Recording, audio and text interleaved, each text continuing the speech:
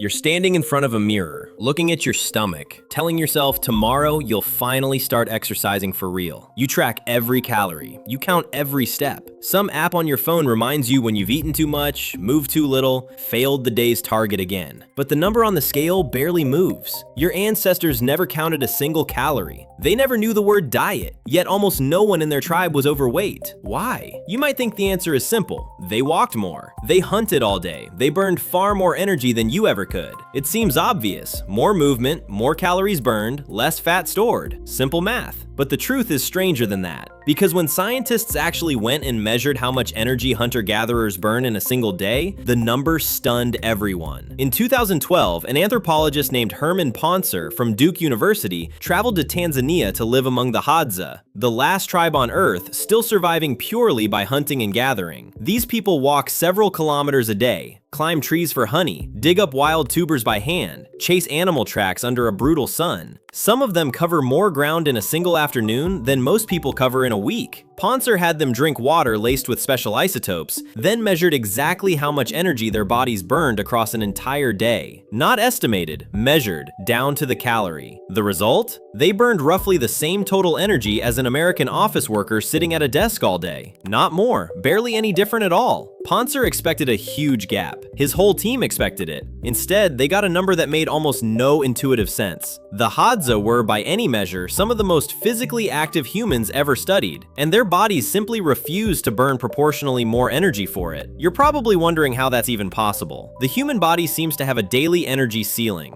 No matter how much you move, your body quietly adjusts to keep total output roughly the same. Poncer calls this the constrained total energy expenditure model, a budget your body sets in advance, whether you like it or not. If you walk more today, your body secretly spends less energy elsewhere, less on your immune system, less on stress hormones, sometimes even less on reproduction. It's like your body has a fixed budget and it just moves money between accounts. It never prints more. So if your ancestors burned about the same energy as you, why weren't they overweight? The answer isn't in how much they burned, it's in what they didn't have access to. Their food never arrived on a schedule. Some days brought a feast of fresh meat, other days meant nothing but a few roots and wild berries. Their bodies had to stay extremely flexible, swinging between abundance and scarcity, sometimes within the same week. Researchers call this metabolic flexibility. A body built this way switches efficiently between burning fat and burning sugar. Energy rarely sits around too long in the bloodstream waiting to be stored as fat. Think of it like a fireplace that's used to burning whatever wood shows up. Wet wood one week, dry kindling the next. It learns to adapt to anything. Now imagine that same fireplace fed nothing but a steady stream of gasoline every hour, every day without a single break. That's closer to what modern eating patterns look like. But your world doesn't have those scarce stretches anymore. Open the fridge and there's always something inside. Order delivery and it arrives in 20 minutes. The convenience store never closes. So your body sits in abundance mode almost permanently. It never gets to switch back to the conservation mode your ancestors lived in every single week. And it's not just that food is available, it's engineered to be almost impossible to stop eating.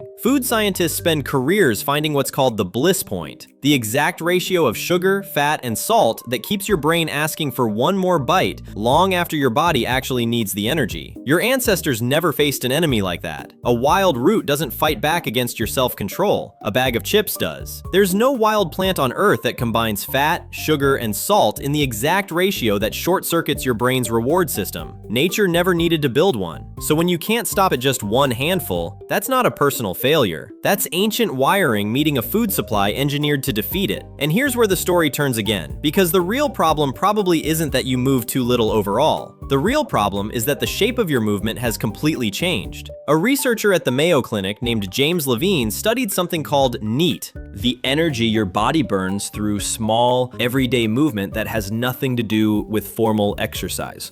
Getting up to use the bathroom, standing while you talk on the phone, taking the stairs instead of the elevator, shifting your legs under a desk. Your ancestors had no concept of exercise because their entire day already consisted of movement like this. They rarely stayed still for more than half an hour, but you sit continuously for 8, sometimes 10 hours a day, then try to make up for it with 30 30 minutes on a treadmill in the evening. Levine found that people who move in these small ways throughout the day can burn several hundred more calories than people who sit still, sometimes more than an entire hour at the gym could ever make up for. In one of his studies, lean volunteers weren't hitting the gym harder than overweight ones, they were simply standing, fidgeting, pacing, almost without noticing it, for roughly 2 extra hours a day. 2 hours your ancestors would have spent tending a fire, scraping a hide, walking to check a snare. 2 hours you now spend sitting in a chair, perfectly still, telling yourself you'll make up for it later. A Harvard evolutionary biologist named Daniel Lieberman calls this kind of situation a mismatch disease, a condition that arises when a body shaped by one environment ends up living inside a completely different one. Your body is still, biologically, the body of a hunter-gatherer, but the world around it has become one where you can survive without moving at all. Lieberman points out that this isn't just about weight. Type 2 diabetes, heart disease, even some forms of back pain fall under the same umbrella. Conditions almost unheard of among hunter-gatherers, common everywhere their descendants adopted a modern lifestyle. 40,000 years of walking, foraging, and irregular meals compressed against maybe 100 years of elevators, desk jobs, and drive-thrus. Your biology hasn't caught up. Picture it for a moment. A body engineered to walk several kilometers a day, locked instead behind a desk, a screen, and one very comfortable chair. No wonder the body gets confused. So what should you actually do with this information? Not run a marathon every single day trying to imitate a hunter-gatherer. That was never what kept them lean in the first place. What your ancestors actually had was movement spread evenly across the entire day, not one intense burst of exercise followed by hours of complete stillness. Standing up every hour, taking calls on your feet instead of in a chair, choosing the stairs. These may look like small, almost meaningless habits, but they're actually far closer to the way your body was built to live. And eating with some rhythm, not too much abundance sitting in your bloodstream at every hour of every day, might matter more than any single workout ever will. None of this means throwing away modern comfort. Your ancestors weren't happier for lacking it. They died younger, buried children more often, and lived one bad season away from starvation. You don't have to go back. You just have to notice what got quietly removed along the way and decide which small pieces of it are worth putting back. A walk after dinner instead of the couch, a standing desk for even part of the day, parking further away than you need to. None of it feels dramatic. None of it will trend online, but your body was never built for dramatic. It was built for 1,000 small movements, repeated day after day for 100,000 years. Tonight, when you stand in front of that mirror again, you might not be looking at your stomach the same way anymore. You'll be looking at a body that still believes, somewhere deep inside, that it's standing on a savanna 40,000 years ago, still checking the horizon for the next meal, still bracing for a shortage that will never come. It's not broken, it's not lazy, it's just running very old software on very new hardware, and nobody sent it the update. And maybe the real question was never why your ancestors stayed lean. Maybe it's whether you can give your body back that rhythm, even now.